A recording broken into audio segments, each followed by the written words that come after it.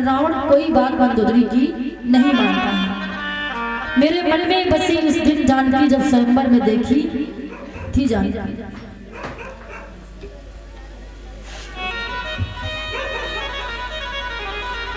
जब फिर रावण बची कुची सेना को लेके और भगवान से युद्ध करने के लिए तैयार होता है।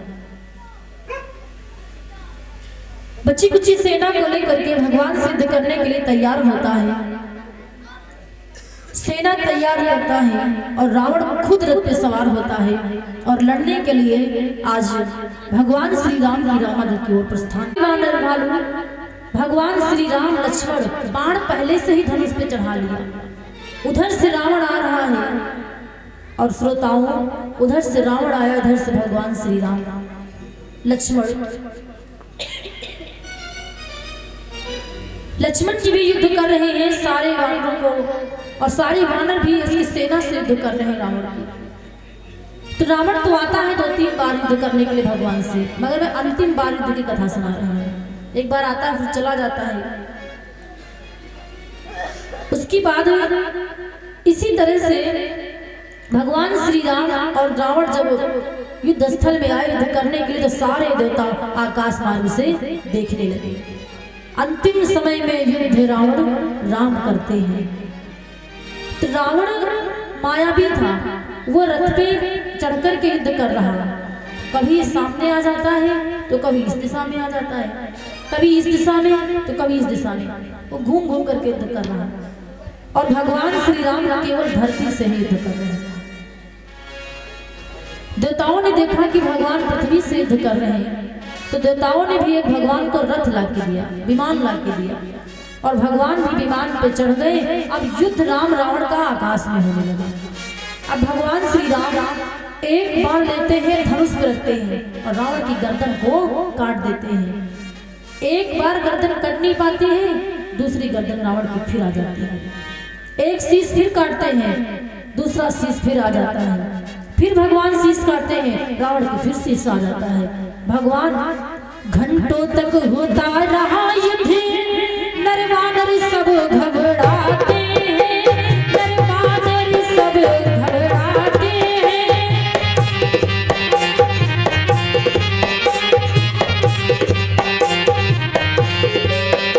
रघुनाथ काटते जाते हैं, श्री नयन निकलते आते हैं।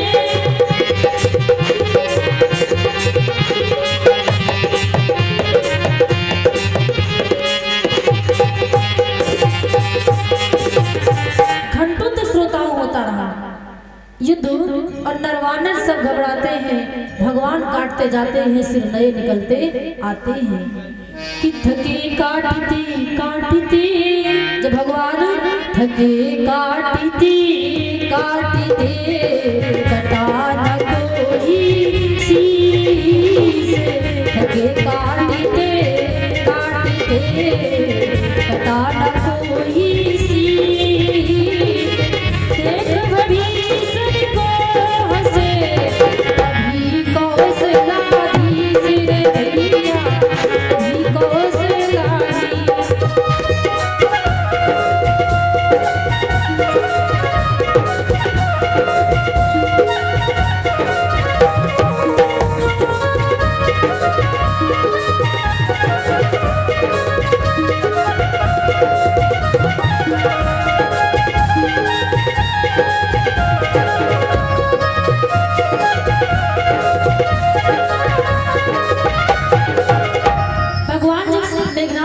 को काटते काटते थक गए, तो भविष्य की ओर भगवान ने देखा, तो भविष्य मुस्कुराने लगे।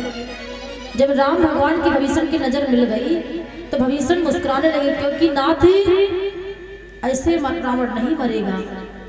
कि ना भी कुंड पीयूष बलिया के, भविष्य ने इशारा करते कि प्रभु ऐसे नहीं मरेगा, आप शीश काट रहे हो, वो अमृत इसकी नाभि में है। रावण जियत पाई बलता के, प्रभु रावण की नाभि में अमृत कुंड है और उसी के बल पे रावण जीता है। तो अब ऐसा करो ना कि एक बाण पहले रावण की नाभि पे मारो।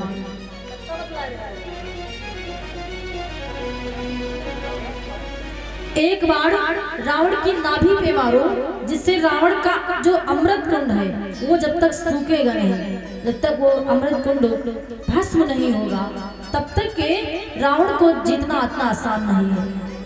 तो भगवान श्री राम को जब भविष्य ने बताया रावण की मृत्यु का कारण, तो रावण भविष्य के बताने पे रावण जान गया कि अब भगवान जान गए हैं। इसलिए भविष्य को मारने के लिए रावण एक बाण चला देता है कि हम तो मर ही जाएंगे लेकिन तुझे नहीं छोड़ेंगे।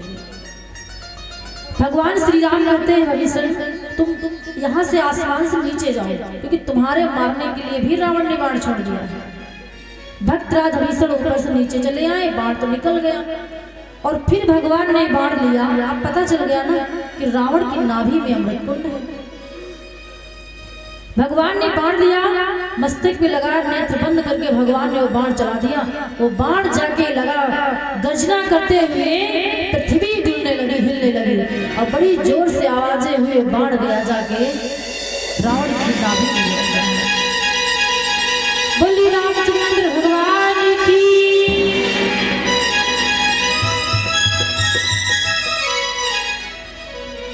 वो बाण रावण की जब नाभि में लगा तो धीरे धीरे अमृत कुंड सोखने लगा, तो रावण के प्राण टूटने लगे। तो भगवान ने कहा लक्ष्मण, रावण की ज्यादा सांसें बची नहीं है, इसलिए तुम जाओ रावण से कुछ सीख लो। विचार करिएगा, भगवान ने ज्ञान लेने के लिए रावण के पास लक्ष्मण को भेजा। तो लक्ष्मण जी गए, रावण की सर की तरफ खड़े हो गए और कहने लगे कुछ मुझे बता दे मरते वक्त। तो रावण कुछ बोला नहीं। लक्ष्मण चले आए तो भगवान ने कहा कि तुम तो गए थे पूछने के लिए, लक्ष्मण रावण ने मरते वक्त क्या बताया? लक्ष्मण कहने लगे भैया वो कुछ बोला ही नहीं।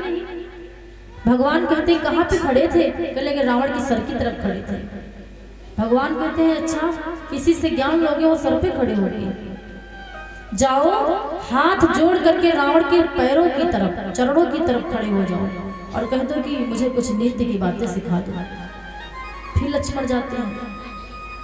लक्ष्मण गए, दोनों हाथ जोड़ के रावण के पास पैरों की तरफ, चरणों की तरफ खड़े होते हैं और कहते हैं महाराज मुझे कुछ नृत्य की बातें बताओ। देखो रावण मरते वक्त 3 बातें बताता है और गांठ बांध लीजिएगा आप लोग, सबके जीवन में वो धारण करने योग्य बातें हैं। तो रावण लक्ष्मण से कहता है कि तुमने आने में देर कर दी, कि बोला भी इतनी शक्ति नहीं कि नीत शास्त्र का वर्णन हो।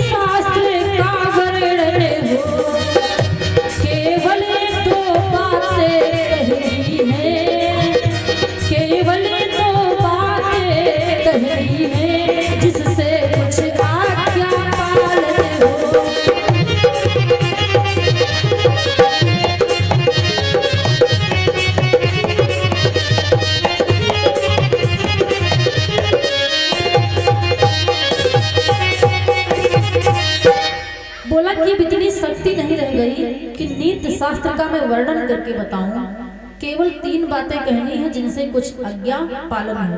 और लक्ष्मण ये तुम मत समझना कि जीत तुम्हारी हो गई है, क्योंकि जीत मेरी ही हुई है। अपने जीते जाने न दिया लंका में राम तुम्हारे को, जब तक जिंदा रहे तुम्हारे राम को लंका में चरण रखने नहीं दिया। जा रहे तुम्हारे आगे ही अब मैं तो धाम तुम्हारे को। और कहता है रावण कि मैंने सोचा था कि अपनी लंका में क्षीर सागर को ले आएंगे और यहाँ से वहां तक आने जाने का रास्ता बनाएंगे, ये मेरी सोच थी और रावण कर भी लेता। लेकिन किया क्या, पर नारी चोरी करने का कर डाला कार्य शीघ्रता से। जा रहा तुम्हारे आगे देखो आज मैं दुनिया से, जो मुझे नहीं करना चाहिए। लक्ष्मण सब कुछ करना, पर कभी पराई स्त्री को घर में मत लाना। पराई स्त्री घर में लाने से क्या होता है, घर का पूरा सर्वनाश हो जाता है। और लक्ष्मण 3 बातें मेरी लिख लो, याद कर लो। मरते वक्त नंबर 1 पे रावण ने बताया कि शत्रु को कभी छोटा न समझो। शत्रु मीन्स दुश्मन। अपने दुश्मन को कभी छोटा न समझो, क्योंकि हमें अभिमान था जब ब्रह्मा जी ने मुझे वरदान दिया तो हमने कहा था कि नर वानर को छोड़ करके किसी के हाथों से मेरी मृत्यु न हो। क्यों? क्योंकि नर वानर को हम छोटा समझते थे, तुच्छ प्राणी, नीच प्राणी समझते थे कि नर वानर क्या मारेगा मुझे। इसीलिए भगवान नर रूप में आए और मुझे मार दिया। और दूसरे नंबर पर बताया कि जो बात कहने से अपनी बेइज्जती हो वो बात किसी के सामने नहीं कहनी चाहिए। हमको किसी चीज की तकलीफ है, हम किसी के सामने बयां करेंगे, समझने वाले कम है और हंसी उड़ाने वाले ज्यादा है। तो जिस बात को बताने से अपने धर्म घटे, अपना सम्मान घटे, वो बात हम किसी के सामने क्यों बताएं। तीसरे नंबर पे बताया कि लक्ष्मण शुभ काम मतलब अच्छा काम, कि कोई तिथि, कोई घड़ी, कोई नक्षत्र, कोई मुहूर्त नहीं होता है। अच्छा काम, शुभ काम जितने जल्दी कर डालो अच्छा है, और गलत काम को जितने टाल दो उसका सदैव टलना अच्छा है। इतना कह के रावण 3 बार हिचकियों में राम राम राम कह के अपने प्राणों को त्याग देता। बोली रामचंद्र भगवान की।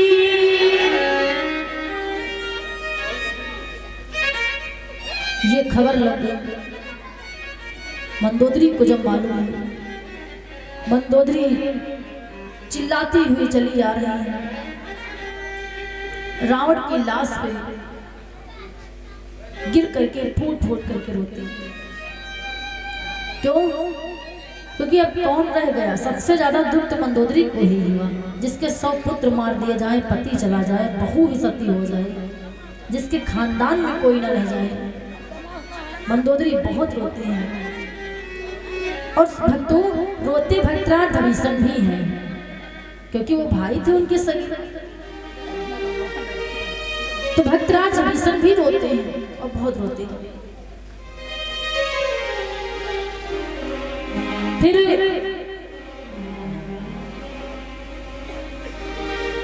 भक्तराज विभीषण रावण की जो देह थी उसका अंतिम संस्कार करवाया।